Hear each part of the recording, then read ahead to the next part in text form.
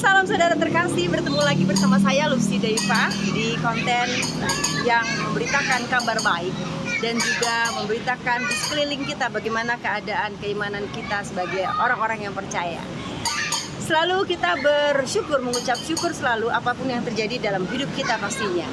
Dan kali ini saya mau memberitakan tentang dua orang wanita yang sedang penginjilan door to door. Judul dari konten ini ya, bukan konten saya, ada sebuah video ya, saya dapat sebuah video dan menarik buat saya kulik ya. Kalau kata si Andre, kita kupas tipis-tipis. Kalau saya nggak usah, kita langsung gubrak aja. Nah, di sini dua orang wanita ini dikatakan kekristenan door to door. Door to door menawarkan Kristen. Waduh, emang jualan ya? Aduh ya. Sangat menyedihkan dan sangat menyayangkan. Kita lihat ya, ini dia videonya. Di sini cuma ada mungkin 3 keluarga kok yang non muslim, kan begitu. Ya kalau ibu mau dakwah samperin ke dia nggak ada masalah bagi kita. Tapi ketika ibu sudah masuk ke wilayah kita, masuk ke wilayah muslim yang saat ini memang lagi dekat dengan Quran mereka, ya kan? Ini enggak kesalahan yang fatal, Bu. Ibu berdakwah di gereja kita nggak pernah ganggu, bahkan ada sebagian umat kami itu dijaga, Bu. Iya kan? Ya. Itu kita nggak ada masalah gitu. Dan perlu digarisbawahi, warga kami ada beberapa non muslim, tapi kami sangat-sangat menghargai warga kami yang non muslim, tidak pernah mengganggu atau menghasut bagaimana. Silakan agama kita bagaimana.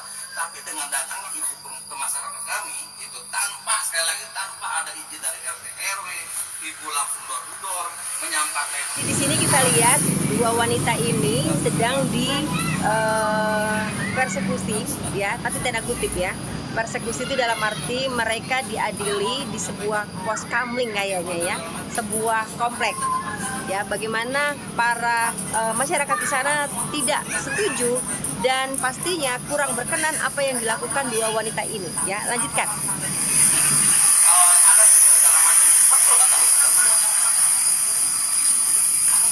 Kami ini buat Ramadan, kita ibadah dengan datangnya ibu salam kita sudah pelajari sama sekali. Insya Allah orang Sawangan rukun damai, cinta NKRI dan sangat-sangat menghargai sesama agama. Tapi dengan kejadian ini, jangankan kami ulama, jangankan kami tokoh masyarakat, seorang bajingan pun yang pentingnya muslim, kalau ada yang ngajak agamanya itu tidak. Sudah salah. Sekarang saya mau diizin ke lingkungan, ibu harus jelas dalam nomor 1 kali 24 jam harus lapor. Mau izin KTP minta, bisa minta KTP buat identitas, tapi ibu udah panggilan. Saya izin kalau memang itikat baik, saya minta identitas ibu. Enggak nggak cukup, identitas ibu aja gitu. Karena ibu tamu, ini RW 1 kali 24 jam harus lapor. Iya, saya RW, dia RW gitu. Pak Nok ini RW di sini, dan jadi dari kemarin saya pengen tahu siapa mau masuk wilayah kami. Kalau emang tujuan baik, itu tanpa kita minta, Bapak RW, saya ini dari ini, KTP begitu. Nah, saya ini minta baik-baik, pengen lihat gitu. Ibu kan dari Pamulang, dilihatin aja identitas ibu. Sebenarnya warga mana sih? Udah clear, kita nggak perlu mau gitu, tinggalkan kok gitu. Iya, gitu. Iya, dilihatin aja, nggak dipilih, bukan hak kami untuk nahan gitu. Saya salut justru dengan bapak-bapak RT di sini ya, bapak-bapak warga atau RT ya. Di sini mereka melakukannya dengan secara baik dan secara bijaksana. Bagaimana mereka mengadili, istilahnya gini. Saya bisa katakan mengadili itu konteksnya bukan ke negatif ya. Karena mereka harus ditanya apa maksud dari yang mereka lakukan. Jelas sangat merugikan dan sangat meresahkan bagi masyarakat mayoritas tentunya apa yang dilakukan oleh ibu-ibu ini. Nah, Bapak Ibu Saudara terkasih di dalam nama Tuhan, sekarang saya mau membahas tentang apa yang dilakukan dulu sama si bapak-bapak ini. Saya acungkan jempol dulu buat bapak-bapak ini bagaimana cara mereka mempersekusi dan mengadili ibu-ibu ini. Mengadili itu dalam arti mereka ditanyakan ya, bukan hal yang negatif. Mereka dengan sangat bijaksana melakukan pertanyaan-pertanyaan untuk ibu-ibu ini ya. Dan ibu-ibu ini jujur diam saja tidak bisa jawab. Apakah yang ibu-ibu ini lakukan atau misionaris ini benar? saya belum jawab. Saya katakan bapak-bapak ini ya, warga di sini ya, yang mereka lakukan sudah benar. Ya, kenapa? Karena di sana kaum mayoritas mereka menangkap ya. Mereka membawa dua wanita ini, lalu mereka adili dan mereka bertanya-tanya apa yang mereka lakukan sudah benar, saudara-saudara ya. Jelas mereka merasa terganggu dan meresahkan buat mereka karena mereka sudah mempunyai keyakinan. Kenapa mereka harus door to door menawarkan keyakinan? Itu salah. Ya, itu salah. Jelas ya, itu salah. Di sini saya tidak jelas sekali apakah ibu-ibu ini sudah sangat jelas-jelas benar door to door, dia ketok pintu lalu dia berkata ibu harus ikut Yesus karena begini, saya tidak tahu di situ.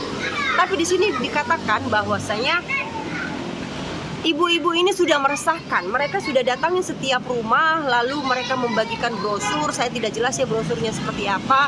Dan katanya intinya adalah dari apa yang dilakukan ibu-ibu di komplek ini sudah bukan satu kali. Jadi ini adalah yang kesekian kali dan akhirnya mereka ketangkap basah dan diadili.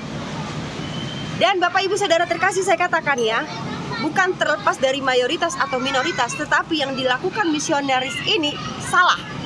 Ya, jelas memaksakan kehendak kita terhadap orang lain yang sudah mempunyai keyakinan itu salah. Ya, tetapi apa yang dilakukan bapak-bapak ini saya salut luar biasa. Saya tidak tahu kelanjutannya. Ini bagaimana? Apakah langsung dibawa ke ranah hukum atau tidak? Tetapi apa yang dilakukannya luar biasa, sangat humble dan bijaksana, tidak menyakiti satu sama lain. Salut Bapak yang baju hijau. Jadi saya katakan di sini sebagai warga negara yang baik dan benar, kita harus lakukan sesuatunya dengan baik dan benar. Nah, sekarang saya mau bahas tentang apa yang dilakukan dua misionaris Kristen katanya ya. Karena saya percaya misionaris Kristen tidak melakukan hal seperti itu ya. Kalau tadi saya baca ini adalah hal yang dilakukan sepertinya saksi Yehova, saya juga tidak tahu aliran ini seperti apa dalam memberitakan kabar baik. Tapi dengan melakukan door to door seperti orang jualan, ya, dengan melakukan seperti orang jualan, dia lalu membagikan brosur dan otomatis kalau dia membagikan brosur dan ada orang yang di rumah pasti dia jelaskan, ya. Bapak Ibu Saudara, penginjilan yang baik tidak seperti itu, ya. Penginjilan yang baik tidak memaksakan kehendak kepada orang lain. Bahkan orang tersebut tidak punya agama sekalipun tidak boleh memaksakan. Penginjilan yang baik dan benar menurut Alkitab adalah beritakanlah kabar baik, ya. Beritakanlah Injil keselamatan. Bagaimana caranya? Memberitakan kabar baik saja bagaimana Tuhan bekerja dalam hidupmu. Tetapi tidak mengajak orang pindah keyakinan. Itu yang benar. Memberitakan kabar baik dalam hal segala yang kamu alami kepada orang lain, kepada siapapun, bagaimana Tuhan bekerja dalam hidupmu. Memberitakan kabar baik bagaimana Tuhan begitu dahsyat untuk dunia ini, bahwa Tuhan Yesus turun ke muka bumi ini untuk semua manusia. Katakan, tapi bukan berarti dengan memaksakan kehendak. Contohnya, Tuhan Yesus itu datang untuk bumi ini, makanya buru-buru bertobat sebelum kiamat.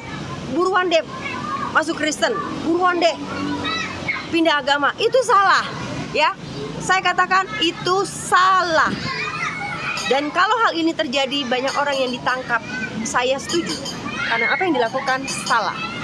Tetapi kalau kita memberitakan kabar baik, bagaimana Tuhan bekerja dalam hidup kita, yang tadinya tidak baik, manusianya acak-acakan, yang tadinya seorang manusia yang sangar, beringas, dan tidak teratur, tidak terarah, hancur hidupnya, lalu mengenal Yesus, menjadi sosok pribadi yang baru, dan menjadi sosok yang lebih baik lagi buat dirinya sendiri, dan orang lain melihat perubahan atas hidup itu. Beritakan siapa yang merubah? Yesus. Tuhan Yesus yang merubah saya.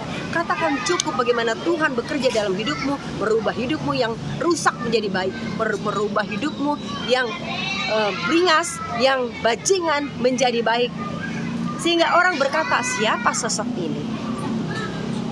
Cukup, itu saja. Karena di dalam kekristenan bagaimana orang percaya Yesus, sebab di dalam kekristenan memberitakan kabar baik, memberitakan Injil keselamatan adalah sebuah anugerah buat kita. Dan Bukan tugas kita untuk mengkristenkan orang atau mempercayai Yesus sebagai Tuhan. Bukan. Tugas kita memberitakan kabar baik. Hanya sampai di sana. Kalau perkara orang tersebut dapat mempercayai Tuhan sebagai Yesus sebagai Tuhan, itu bukan bukan hebatnya Anda, tapi Yesus itu sendiri yang telah memilih. Percayalah, karena bukan saya yang memilih Yesus sebagai Tuhan, tapi Tuhan yang memilih saya untuk bisa menyembah Dia dan mengakui Dia sebagai Tuhan dan Juru Selamat saya. Saudaraku, saya bisa berkata begini karena saya pribadi tidak pernah ada yang memaksakan saya untuk percaya Yesus sebagai Tuhan. Tapi mereka hanya bersaksi bagaimana hebatnya Yesus sebagai Tuhan dan membuat saya, kepala saya berpikir, otak saya berputar, hebat sekali ini Yesus. Siapa ini Tuhan? Yesus itu yang dikatakan Tuhan. Dan saya bergumul dengan diri saya sendiri. Dan ternyata Tuhan mendengar pergumulan hati saya. Dia menjamah saya. Dan saya percaya kalau kita sudah menabur benih yang baik, Tuhan akan menyirami benih itu, dan Tuhan sendiri yang akan menumbuhkan benih itu. Jadi bukan kita lagi yang memaksakan untuk benih itu bertumbuh, ya. Ingat saudara terkasih, cukup memberitakan kabar baik Injil keselamatan kepada setiap orang yang ada di sekeliling kita, bukan memaksakan orang untuk masuk ke dalam keyakinanmu. Saya Lucy Daifa. Tuhan Yesus memberkati. Shalom.